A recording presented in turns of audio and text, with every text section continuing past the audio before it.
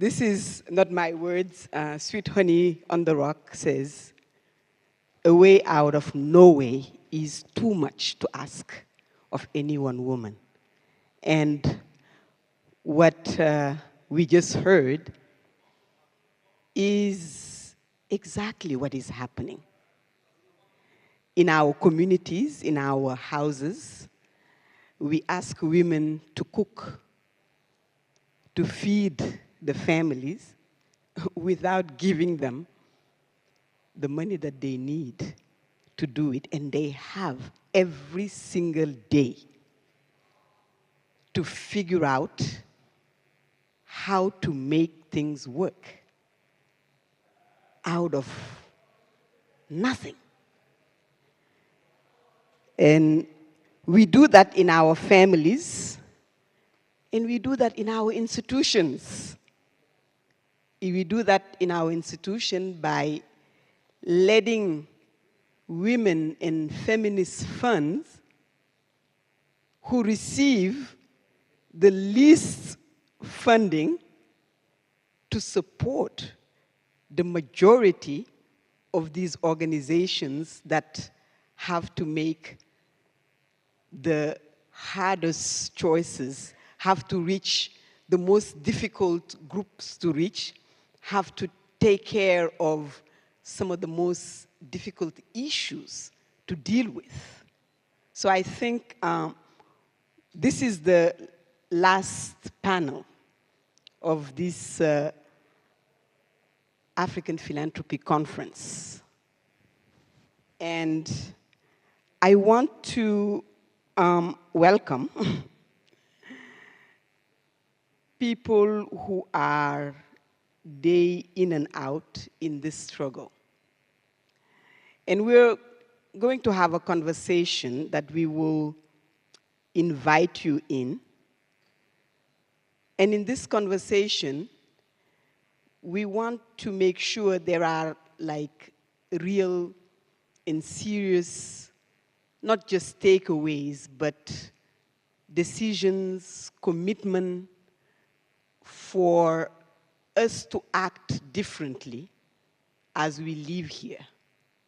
And so that when we meet in the next APC, each one of us who have been here can say, this is what we are doing differently, and this is what we are doing better, wherever we are in our institutions.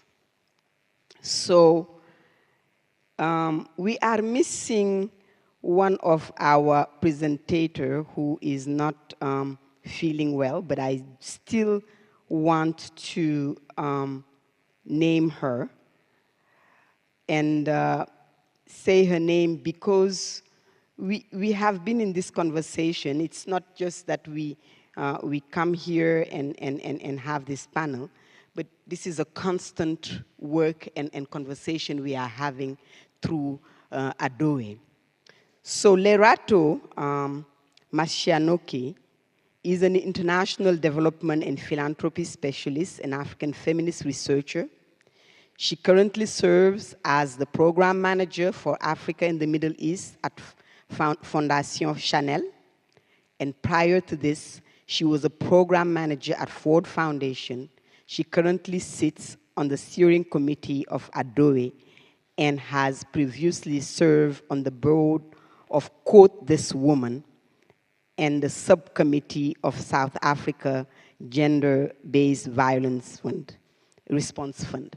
So I'd like for you to applaud for her, even though she cannot be here with us. She's with us in spirit. She came to the conference. She just could not come today due to health issues. So with Lerato, we also have Nana, and I want Nana Asantewa to make her way here. Nana Asantewa Afadzinu lead the West Africa Civil Society Institute, called WACSI, with over 26 years championing governance, human rights, and African transformation. She's a trained lawyer With a doctorate in African philanthropy, she serves on a number of boards, including Oxfam, while advocating for equity across the continent as a recognized, influential African leader. Thank you, Nana.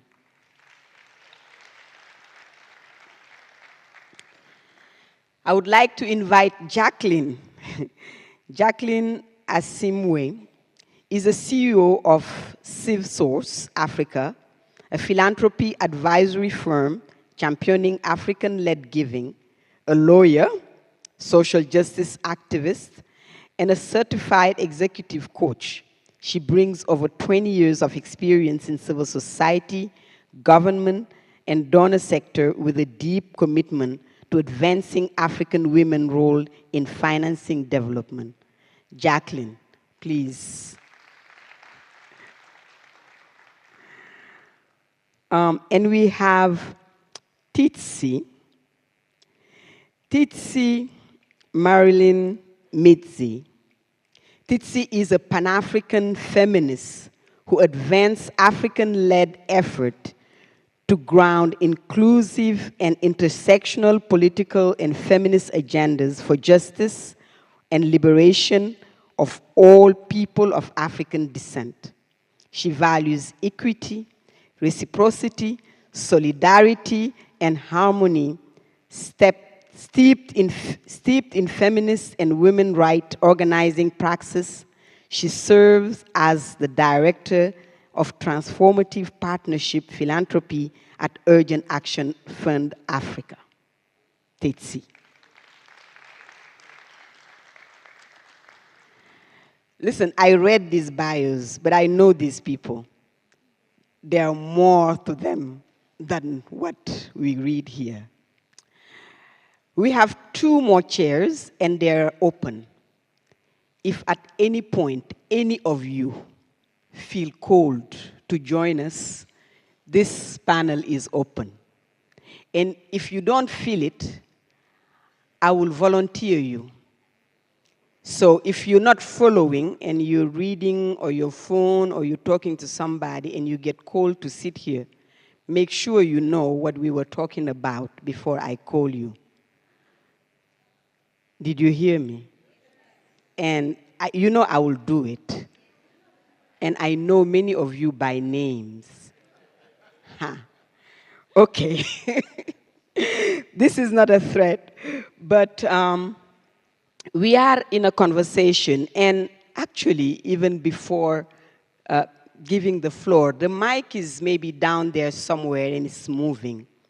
As I introduce these amazing women, and as you've heard our keynote speakers this morning, and you've heard many keynote speakers before in the past 2 days, and you've been in panels.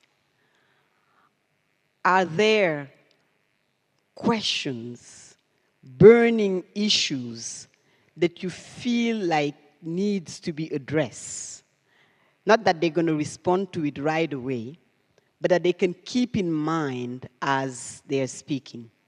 Feel free to just raise your hand. There must be some people with a mic. We will give you the mic. You can speak from where you are, or you can come to us. But we want to make this really, in a way, a conversation that will be engaging. And really, when we were starting, our first question, and I think can be to all of you, was about what happened to, gender justice funding when all of these groups, organizations, institutions, countries retreat. We already heard that there was almost nothing. And now, with this situation, we are even going backward. And I know that it affects a lot of the organization and the people that we are working with. And it is important to name those. So I'm not seeing a hand up there. I'm going to turn to you. And I've introduced you, but maybe I'm missing something. Do you want, in a few seconds, to just let people know a little more on who you are and what you're about. Thank you very much, Coumba. And for me, I think this is something that might probably resonate with many of us here. Mm-hmm. I am a beneficiary of African philanthropy, indigenous African philanthropy. Where I've gotten to in career, in my profession, in life, a lot of it has been because of the support that has been given. And I therefore find it's extremely important for us to pay attention to our own indigenous philanthropy. I mean, grants, it's great, and we continue to need that. Mm-hmm. But we also have to look at our philanthropy within and be able to value that. We must place value on that. And that is one area that I have continued to be interested in and done some research in. And as we speak, I would like to share some of the things that have come up. So yeah, that's really the only thing that I would want to add. Thank you. Thank you. Thank you so much. Jackie, anything you wanted to add in your own introduction that connects to you following on personally? From what Nana has said, I see a picture of a proverb that says there's always room for one more at the table. Because that is what happens when resources shrink. We don't shrink the table. There's always room for one more. You always find a way to make space for one more person, because you cannot see your neighbor go hungry and you're eating. And I think that's why in our cultures, many of us ate outside. We didn't, dining tables are bringing food inside and closing the door to eat. We ate from outside because indeed it was an expression of our table is open and there's always room for one more. And yes, I know you did sing very beautifully that, asking someone to do something with nothing is very hard, but we have found ways still.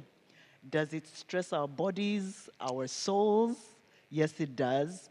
But somehow, some way, we find space for one more person at the table. Another proverb says, in a house, there's always space for one more on the rug, when we sleep on the floor. So it's figuring out through strategy, through tactics, through solidarity, how to make space for one more.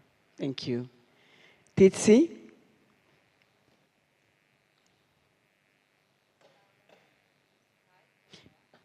Hello. Yeah. Take Jackie's.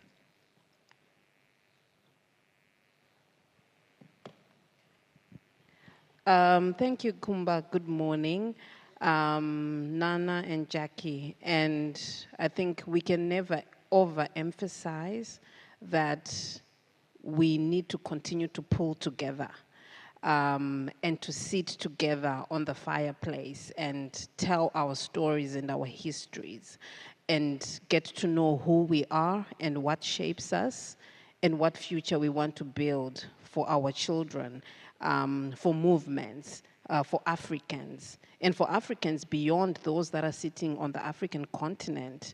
And I think that is what inspires me, the opportunities to sit together, to share, and to share resources beyond money, to share resources in terms of knowledge, leadership, allyship, and continuing to define that path beyond the moment of today.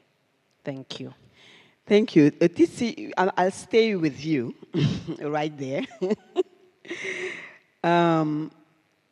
You are with Urgent Action Fund for Women Africa. Anybody here know Urgent Action Fund for Women Africa?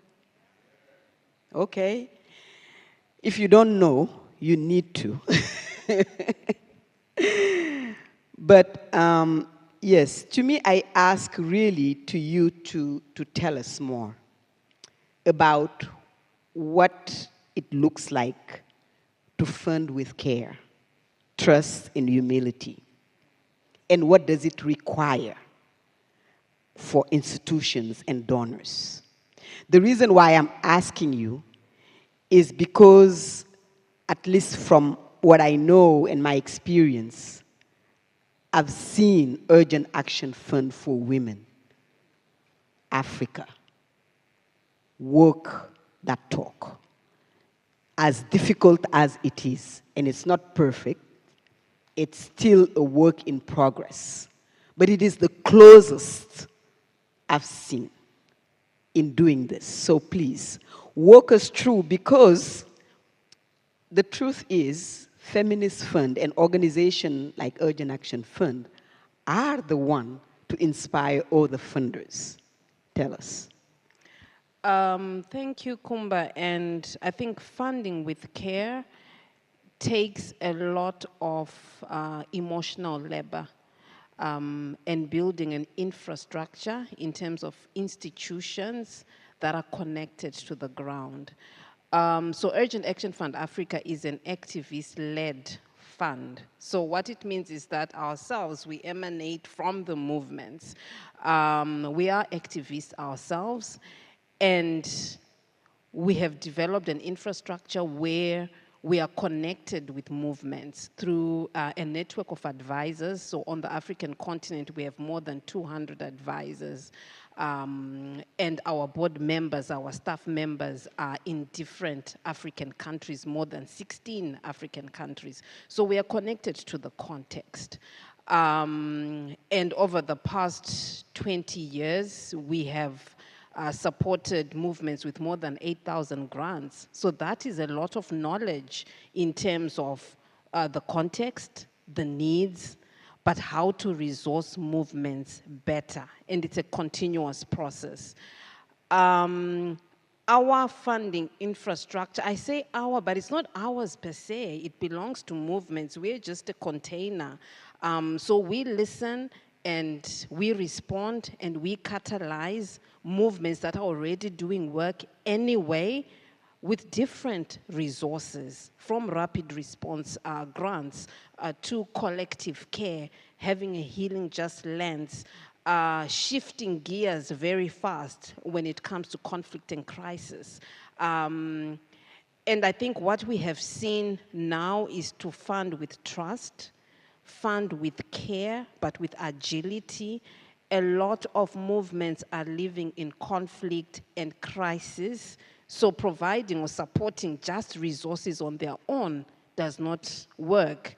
So we have learned and we have heard from movements, and in 2019 we launched the Feminist Republic platform that centers healing justice, where we accompany movements with healers, you know, within their journeys. So in Sudan, in DRC, in Mozambique, we have piloted what it means to support movements with an accompaniment of healers that speak to the structural causes of violence, the traumas, the burnout, you know, the mental health, in a practical way. And this is very non-conventional. It's difficult to justify to bilateral organizations that, you know, this is the infrastructure of care and support that is needed, but we've documented some of the journeys, particularly in Sudan, where we've had a publication, Healing is for the Brave, that is telling those stories from a healing perspective, and then coming together in community, through convenings, in collectives. I think the collectivity part of our work is very important when we are speaking around funding with care. And movements defining what that means for themselves, and us catalyzing and supporting. So we are sitting as a vehicle and as a container, and really listening and tuning in and shifting gears as needed. Thank you. Thank you. Thank you so much, Tsitsi. So if anybody here have questions about how to do this, or think, okay, this is difficult, there are people who've tried in terms of taking care of not only organizations, but individuals in the organization and figuring out in some of these most difficult spaces how to move money and how to move is fast. Because they say urgent, it translates into responding in 72 hours for the grant to go out. So I think these things need to be named so that people understand what we are talking about when we say to be able to respond as quickly as possible. I see we are joined by two people. I will give you just 20 seconds to say your name and where you're from, but if you have a question, just give the questions, and then you can make space for some other people to come into this. And please, those questions were not prepared, but you can listen to them and figure out how to integrate them in your response. Yes. Thank you very much. I'm Stabile Dewa with the Women's Academy for Leadership and Political Excellency. We do women political participation work, and I'm a feminist pan-Africanist. My first question and validation goes to Zaina to agree on what she mentioned regarding the limited resources that are spearheaded for feminism work around Africa. The funds are there. They are going somewhere, funds around gender equality and promoting and protecting the rights of women and girls. But they are still going to the same mainstream organizations that are getting the huge budgets. I don't know where this notion of gender mainstreaming came from. So they write proposals and say we are going to mainstream gender.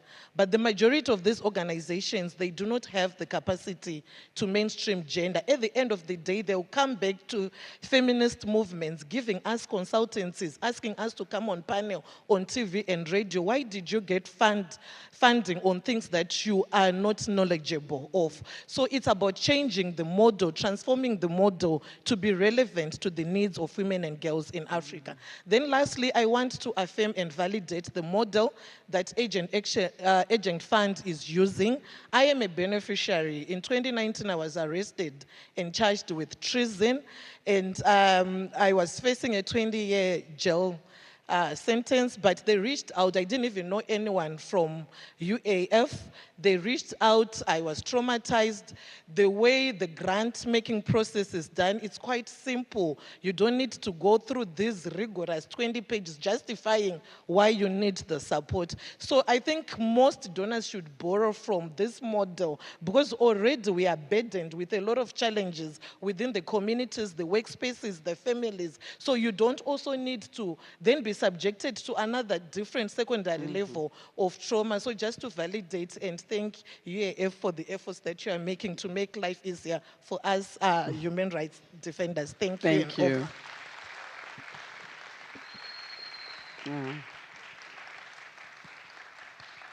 Thank you so much. Hi, everyone. Yes, we can hear you. Hi, my name is Lilian Njeri from Nairobi, Kenya. I wear so many hats, but for this particular session and basically for what actually covers everything I do in a nutshell, I like to call myself a disruptor. And as a young feminist born and raised in Nairobi, Kenya, who's been able to, and privileged actually, and I do not take it for granted, being able to interact with so many young feminist leaders and even human rights defenders across Africa, my question still stands everywhere I go. We are speaking about, or rather talking about, inclusive development, or rather financing for inclusive development. But let's tackle the last two words, inclusive development. We are still standing in so many spaces where we still have elite, quote unquote elite, feminist bureaucracies. I still see so many spaces where it's the same faces that keep on taking up bold dockets, again, in the feminist words. And just to quote actually what Chimamanda Ngozi Adichie wrote in the 15 suggestions of Feminist Manifesto in Dear Ijewale, we have the term elite and feminist light. So for example, someone like me who's been in such settings, I am empowered again, quote unquote, to be very bold, take up space, and even challenge the status quo and the existing systemic oppression and institutional oppressive systems. But I'm also told, or even I'm encouraged to speak, but not just speak up for myself in the same spaces that are actually meant to create a safe forum for most of us. That is one. And then two, again, you are told to be so bold and also be able to advocate and champion inclusive solutions, co-creation models, again with young feminists like me, but not to challenge where the money is coming from. So again, ask myself, what does inclusive development really mean from a feminist perspective? Are we still protecting the checks that are paying us, or are we truly standing up for the key voice at the end of it all? And again, I'd like to also challenge everyone in this room. Can we please shift from the term beneficiary and look at it from a point of a key partner and a key stakeholder? I honestly also find it more like a condescending tone when I look at it from a participant or a beneficiary. Let's start looking at each other as key partners in the solutions that we are co-creating together. Thank you so much, Coumba and the team. Thank you. Thank you so much. The seats are open for any who wants to come, and it's not only open for women. Anybody can come and sit here. And as you said earlier, Jackie, we can always make space around the table, one more people. Nana, I want to come back to you before I go back to Jackie. You, in your short reintroduction, said that you were a beneficiary of African philanthropy. I do want you to elaborate on that, not on your personal experience, but how do we challenge the narrative that African giving is insufficient, informal, and instead celebrate it as a site of resistance and possibility? Because, as we said earlier, we are not given that much, but we still do a lot. It comes from somewhere, and it accounts for something. We are all here because of it. So how do we challenge that narrative? How do we tell a different story? Thank you. Thank you very much, Coumba. I think, let me give an example of, in 2004,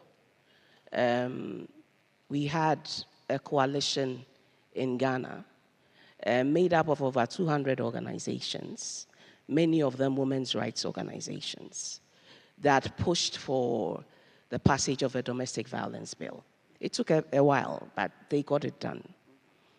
And even though these organizations got grants, there were several meetings, convenings, coming together, etc., that these women supported from their pockets, from their own funds, from the different organizations that they were working with. I think that sometimes we marginalize or, dismiss the additional funds that we put ourselves into the work that we do. When we talk about, and as I said, my focus is indigenous philanthropy. And I think that that is what, for many of us, has happened. We do not take into consideration the amounts of money, financing, time, other material that is put into our development within our communities, within families, that comes from indigenous philanthropy. And I think I was looking at, for example, I just checked from Claude, and I wanted to keep it open.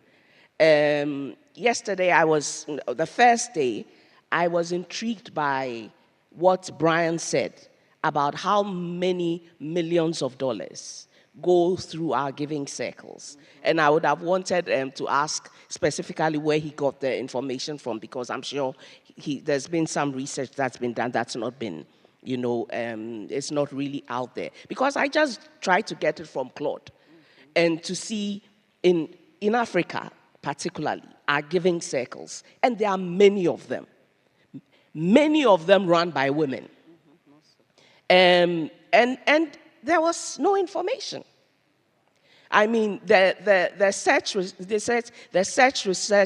search results don't reveal comprehensive statistics about total monetary flows through giving circles, specifically within Africa. And yet, it was able to give me that on the scale of giving circles elsewhere, more than 370,000 individual philanthropists in nearly 4,000 separate groups moved over $33 billion to nonprofits between 2017 and 2023 in the United States. Where can we get this information for ourselves? Because we are doing this. We have these giving circles. So for me, one of the ways that we can, challenge and address some of these disparaging remarks about our own philanthropy is to have more research. And that's why, for me, CAPSI is one of the greatest institutions that we have.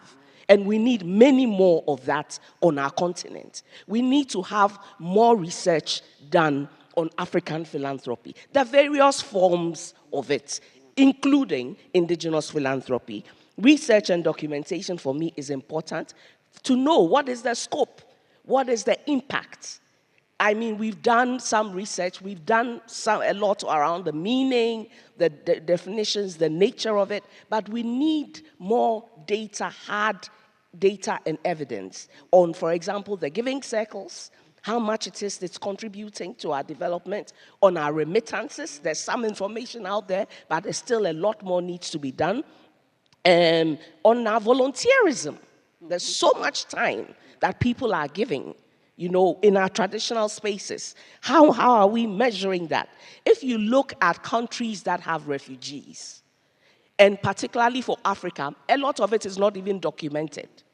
We host a lot of refugees, and I believe for the African continent would lead if it comes to countries that are hosting refugees. I can talk about 1983 and what happened when there was Ghana Must Go, and Ghanaians had to come back in droves from Nigeria.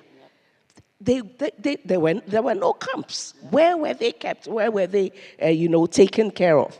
And education and health. I mean, I was talking about myself, but there are several women in Africa today who are in leadership positions, who are, doing well in their professional lives because they've been able to get support from family, but very often women, especially when they have children. In Nigeria, it's called Omugo, and there are several practices like that in different parts of Africa. Without that, you cannot do your job and do it effectively. And so those are some of the things, that I think is important for us to look at. I think that we also, when we get the data and the evidence, there needs to be awareness raising and a lot more work.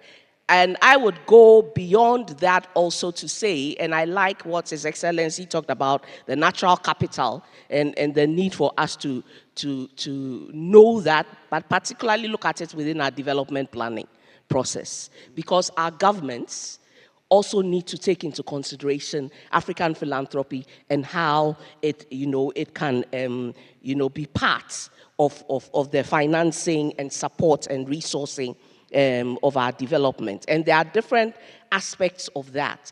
And I think that when we talk about institutions, a lot of the time we are looking at formalized institutions in the Western sense and forget that within our indigenous philanthropic space, our institutions are not necessarily the registered organizations. How are we looking, for example, at working with traditional leadership? How are we looking at working with community groups, that many of which are forming foundations, not the foundations in the way that we know it, but are really working to support each other. A women's giving circle that I interviewed talked about how they did not only support each other with the money that was going around, but also with social support. Yeah. The solidarity, coming together when somebody needs support and helping each other's families, helping the community at large. Yes. We are not documenting those things. And it's important for us to look at that and for our governments to take that into consideration, particularly if we are looking at that high net worth individuals and how we work with them in Africa. Those are some of the areas that I think is important for us to look at. And we need to develop the infrastructure that can also support the growth of our philanthropy and its contribution to our development. How are we using technology, for example? We can talk about the NSAS protests in Nigeria and how the young people mobilized resources using Bitcoin and other things. But in other places, it's difficult to have, that infrastructure does not exist. So how do we get that to support our work as well as the work that we do, as women's rights organizations? How do we have the laws, the policies, and the regulations that give us the enabling environment for African philanthropy to thrive? So those, for me, are some of the key areas that we need to talk about. And we need to decolonize our own minds about our philanthropy. Because when we talk about indigenous philanthropy, when we talk about philanthropy, immediately we are thinking the wealthy foundations, some wealthy person somewhere, most likely external, giving money through an institution to us. How are we looking at our own values, our own assets, and what it is that we have that we can use to contribute to philanthropy and our development? So these are some of the areas that I think we need to look at if we want to, disabuse others that our philanthropy is insufficient, our philanthropy is, backward. A round of applause for Nana. Thank you so much for that. The invisibility of what we do. I mean, several people have spoken to this, including of our natural resources not being valued. It's also this, in the same way, what we do and what we have seems to not emerge out of what is presented as valuable. Do we have anybody who wants to come join us or want to take the floor there? Just make a sign, and somewhere there we could get you to speak or ask a question.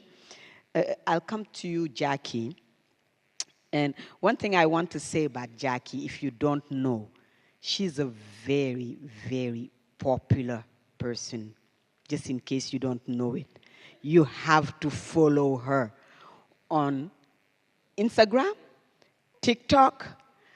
This woman walks, like walking. If you need somebody to walk with, please be in touch with her. I mean, the amount of working this woman does and the kind of people she walks with, it's a whole study to do. Jackie, we're not going to talk about that here, but in what ways African feminists and community-rooted practices offer alternatives to dominant funding model?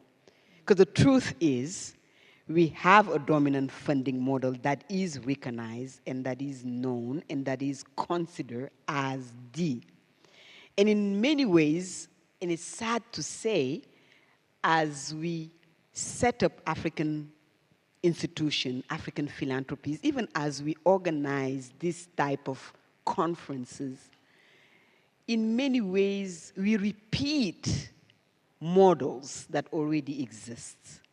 And sadly, to me, it comes back to how, we fight for independence, then we elect or have governments that basically repeat a lot of the things. Of course, there are things in minus and we get a little better, but they repeat some of the same things that we were fighting against when we were looking for independence. So there's like a replacement of things. You have, Africans instead of, maybe non-Africans.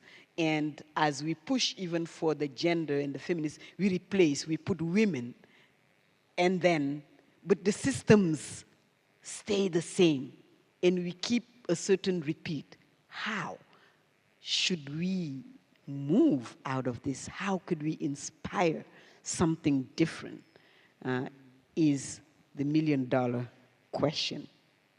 Jackie. It is indeed a $1 million question, and if anybody in the audience have an answer, we want you to join us. Yes, please. But this is what I thought of as I was reflecting on this question, that I think one thing that will distinguish us or distinguishes us continuously, and not that it's perfect, but it's something to build on and think about continuously, is care. I think the dominant system has centered money and the financing, and it is important. I'm not even saying it isn't, but when we lean into care, because I think care is then what sustains the flow and the concern of where is that flow going, whom is it reaching, whom is it not reaching. But I think you can't do that if you don't, first of all, care. And I think that is something that we're trying to bring to the philanthropy space, rooted in our communities, that first and foremost we cared and we care. One of the other amazing African proverbs that I love that speak to me about generosity is how women give birth with other women, not women give birth to women. Women give birth with other women. And for me, that talks about the circular economies that we're trying to create and invent. Women have always done it. That when I hear that a fellow woman has given birth, I bring whatever little I have in my home. I bring my skill to this place. I may not have anything to bring. I'll come and sit with you. I'll come and hold the baby for you. I'll come and help you take a nap as I walk around. Like, I will not think of what I don't have. I will think of your need, right? And so that is the thing that we are trying to create as we center what feminist funding, what others can learn from feminist funding and community-driven models of funding. Care, care, care. There's a thing that I came across 2 days ago, and I thought that it also centers what we're trying to talk about. This is what it says. I heard my mom asking our neighbor for some salt. We had salt at home, so I asked her why she was asking, and she told me they don't have much money, and they sometimes ask us for things. So I asked for something small that wouldn't burden them. I want them to feel as if we needed them too. That way, it will be much easier for them to ask us for anything. And I think that, for me, right there is another thing, that centering of dignity, that sometimes the dominant system makes it appear that we're the ones who need, they otherwise do not need us anyway. We're the ones that need them. And in that process, then you indignify the one who asks. You do not see, in fact, what I have. But the process of seeing, the process of knowing that just because she doesn't have right now, she still has something to give. And I will dignify that by making myself vulnerable enough to ask her of something. And that is what we need to start centering, not money, because money, as it is currently flowing with its power, excludes, shuts out, does not need, indignifies. But when we center again our humanness, our vulnerability, our care, I think that for me is something that we can learn with and from communities, with and from feminist ways of funding. Wow. Thank you. Thank you so much. Coumba, I know the mic is moving around. We have a young man over here that did not want to be in the spotlight, so we'll give him the mic. It's good. We have 5 minutes, maybe, so I will take 2 minutes there and come back right here. Thank you so much. Yes. My name is Sandile Chabala, and I'm a student at WACSI. My question has to do with anyone in the panel who can answer it, but in particular, Tsitsi, I think you might be able to. The feminist discourse in the continent often excludes the role of grandmothers in the development of communities, in particular the nourishment of households.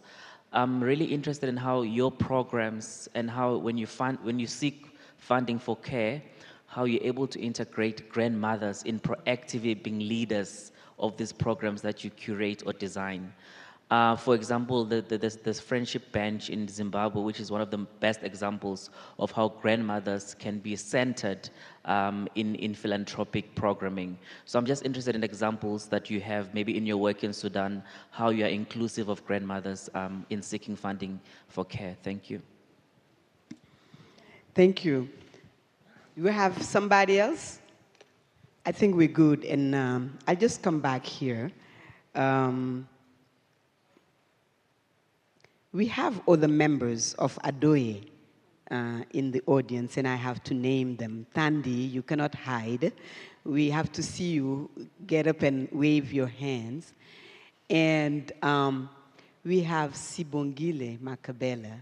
And yes, I'm going to put her on the spot because today is her birthday.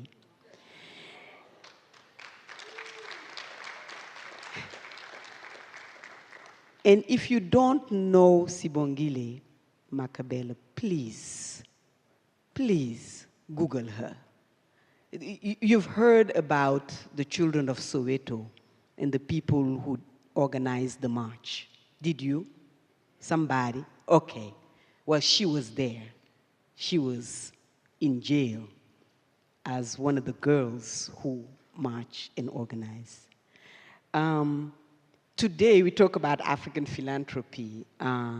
Ask who did the work of raising $100 million for the Nelson Mandela Children Fund. If you don't know who did, she's right here in this room, Sibongile Makabela, and today is her birthday. In this group, we call it Adoye. It's a group of women who meet regularly and talk to each other about philanthropy and African philanthropy. And among them, grandmothers, if you want to know so. Some of us are grandmothers. And yes, we do center mothers and grandmothers because we know that the first act of philanthropy and giving is in the women who most of the time care for children.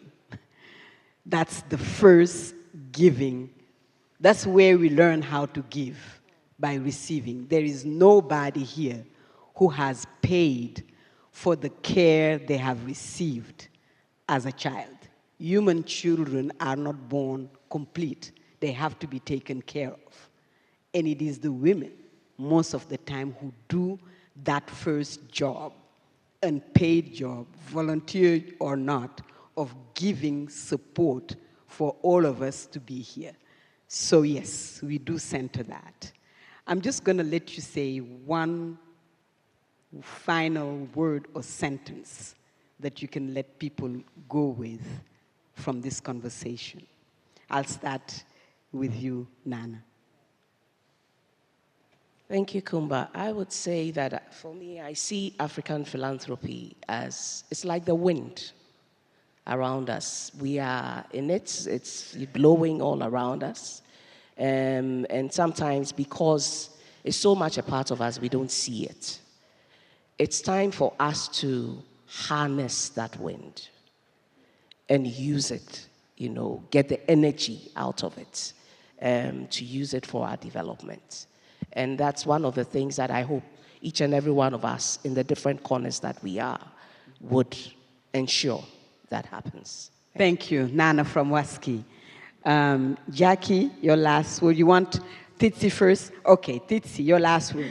Thank you, Coumba. And before I say my last word, also wanting to recognize one of our sisters, Rose, from Women Funds Tanzania. They also do amazing work and are part of the Prospera chapter on the African continent with Doria, AWDF, UHI, moving resources differently, but collectively we are doing so much more. My last word, I think we need to somehow deinstitutionalize philanthropy and the way we move resources and give space to movements to do what they're meant to do and what they're interested in doing rather than institutionalizing movements. I think we need to remove some of those barriers and continue to work day by day to be very flexible, to be nimble, to be fast, and to be very responsive, particularly in moments of conflict and crisis. I think this is something in the question we need to continuously be thinking about, but also be acting and in a long-term way. Thank you. Thank you so much, Tsitsi. And if you don't know about Feminist Republic, look for it. Yes. It's something else. It is, absolutely. And in 2 seconds, going back to where I started, and the challenge by the young person about what do we really mean by inclusive? So who is that one more person, one more organization, one more entity, one more way of funding, resourcing this work do we need to make space for at the supper table? Let's continuously be asking ourselves. And sometimes that also meant you remove yourself. Yes. Removing ourselves is also an act of being inclusive. So where do you need to remove yourself? And who else is not yet at the supper table? Thank you so much. Thank you very much. We are on time, 0 second. Thank you for your attention and thank you for the whole Adoe group.